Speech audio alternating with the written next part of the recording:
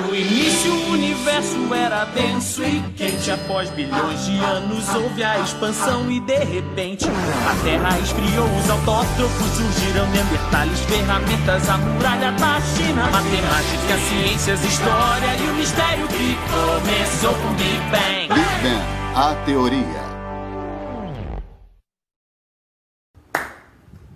E aí, galerinha, beleza? Estamos juntos aqui de novo, dando continuidade ao assunto, segundo trimestre, segunda unidade, primeiro assunto, fuga da família real, ok? Então, na primeira unidade, nós somos abarrotados de conteúdo. A partir de agora, os conteúdos ficam cada vez mais importantes, tá? Nós pegamos Idade Antiga, Idade Média, entramos pela Idade Moderna, falamos sobre civilizações antigas, falamos sobre feudalismo e falamos sobre o Brasil. Falamos sobre grandes navegações, capitanias hereditárias, governo geral, falamos sobre as revoltas coloniais, as invasões holandesas. Bem, a partir de agora nós entramos na linha do tempo. Eu preciso que vocês prestem atenção, que vocês organizem suas ideias, porque são os assuntos que mais caem no Enem, certo? A nível de Brasil e a nível de geral, inclusive, é o que mais cai. Então é necessário que vocês prestem muita atenção, organizem seus cadernos, tá? Junto com as videoaulas que eu estou postando, eu também estou colocando as aulas em PowerPoint para vocês, listadinha, arrumadinha, com apontamento, tá lindo, estou organizando refazendo todos os meus PowerPoints, tá? Atualizando, deixando mais bonito. Então vamos nos organizar. Bem, em 1808 a família real fugiu para o Brasil. Lá em Portugal eles não estudam assim. Lá em Portugal eles dizem que, numa atitude administrativa, o rei de Portugal transferiu a sede do governo português para o Brasil. Só que a gente sabe que ele fugiu. E por que ele fugiu? Vamos entender qual é o contexto da fuga da família real para o Brasil. Bem, na Europa, duas coisas que vocês têm que entender primeiro, havia um grande líder político, militar e econômico chamado Napoleão Bonaparte. É o cara. Napoleão Bonaparte, ele era sensacional. Então ele consegue chegar ao poder depois de um processo de 10 anos chamado de Revolução Francesa.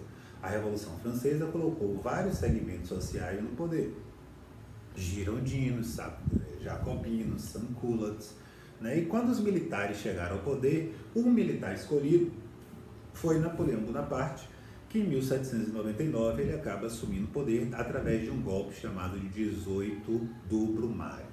Na verdade, no calendário francês, né, era diferente do nosso é o calendário gregoriano, né, o dia 9 de novembro, no calendário francês, se chamava 18 do Brumário. Então, no dia 18 do Brumário, Napoleão tomou o poder, e é por isso que é chamado de o golpe do 18 do Brumário. E Napoleão Bonaparte, ele rapidamente administrou, concentrou, fortaleceu a França e tornou a França uma potência continental. Mas o grande sonho de Napoleão era vencer a Inglaterra. Só que a Inglaterra, foi o que eu disse, Napoleão transformou a França em uma potência continental. Vocês sabem que a Inglaterra é insular. A Inglaterra é uma ilha, ela não está no continente. Então nós temos duas grandes potências nesse momento, uma insular e uma continental. Uma é a Inglaterra e a outra é a França.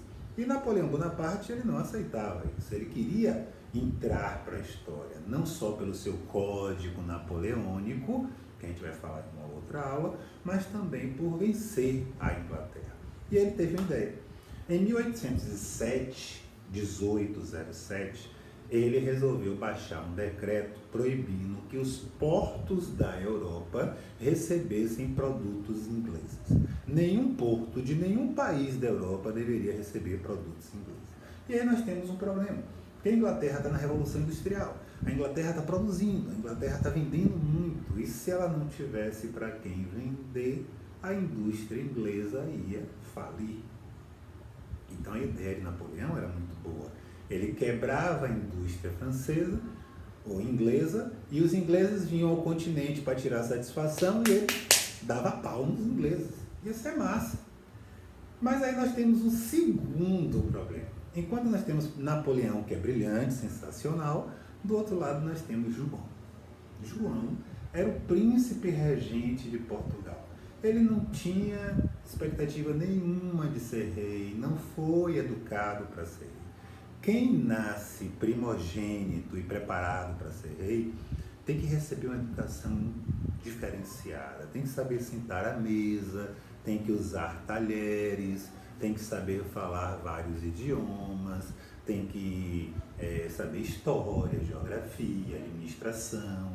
E ele não sabia nada disso.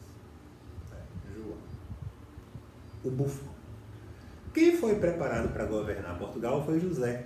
José era o mais velho. José estava preparado para governar. Eles eram filhos do rei Pedro III.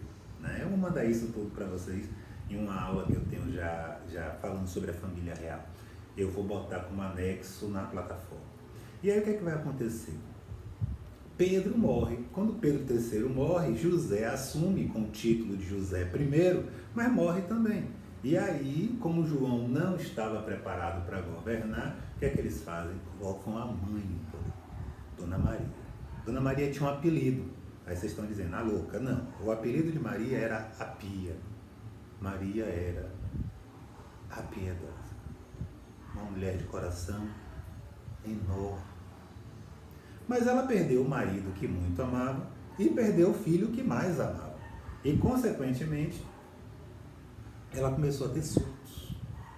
E nesses surtos ela deixa de ser a Pia e passa a ser a louca. Só que só quem podia diagnosticar Maria como louca era a Igreja Católica.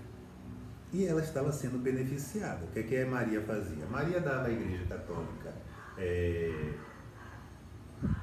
verba, e essas verbas eram usadas para reformar cemitérios, reformar igrejas, pagar procissões.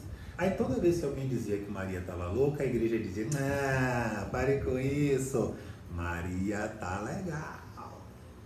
Até que não deu mais para segurar. Realmente, quando Maria pirou de vez, né, o que alguns especialistas hoje dizem que ela era esquizofrênica, né? Na época não se sabia o que era isso, hoje a gente já diagnostica ela com esquizofrenia, e aí Maria acaba sendo afastada e João é obrigado a assumir o trono como príncipe regente. Só que João não estava preparado para governar, ele chorou uma semana trancado no quarto porque ele não queria ser rei. Né? João se casou com uma princesa espanhola chamada Carlota Joaquina, foi um acordo, né? Um casamento por acordo. Então ela foi negociada em matrimônio aos 12 anos, casou aos 14, agrediu ele na noite de núpcias, arrancou um pedaço da orelha dele na noite de núpcias, porque ela não sabia o que ia rolar. Né? João é um homem muito bonzinho, muito carinhoso, muito atencioso. E aí ele recebe uma carta de Napoleão informando que em 1807 nenhum porto da Europa deveria receber navios ingleses. E João ficou numa situação muito delicada. Porque se João aceita o bloqueio, ele briga com a Inglaterra. E a Inglaterra invade e liberta o Brasil. Isso não é bom. Perder sua mais rica e próspera colônia. Se ele não aceita o bloqueio, ele briga com Napoleão. E a França invade Portugal. E ele perde Portugal. Perder Portugal também não é uma boa ideia. Então, João teve uma ideia. João pensou o seguinte: eu escrevo uma carta a Napoleão e digo a ele, beleza, não vou receber mais navios com bandeiras inglesas. E escreveu para a Inglaterra e disse, seus navios continuam entrando em Portugal. Só não podem usar bandeiras inglesas. Os navios ingleses vinham com as mercadorias e quando chegavam perto da costa de Portugal, trocava a bandeira, tirava a bandeira inglesa, botava a bandeira portuguesa, atracava e desembarcava a mercadoria. Gente, a ideia foi massa, mas Napoleão descobriu. E quando Napoleão Bonaparte descobriu, o pau comeu. Ele não ia aceitar quieto, né? Na biografia dele, na biografia da vida de Napoleão Bonaparte, ele diz que a única pessoa que teve coragem de tentar enganar ele foi o rei de Portugal, Dom João. E aí ele manda invadir Portugal. É um desespero. João não sabe o que fazer. E a Inglaterra, inteligentemente, envia para o Brasil um embaixador chamado Strangford, que vai aconselhar João a largar tudo e fugir para o Brasil. Dona Carlota disse: eu não vou. Para aquele país de formigas, de bichos, eu não vou. Eu não quero ser conhecida como a esposa do rei Fujão, Dom João.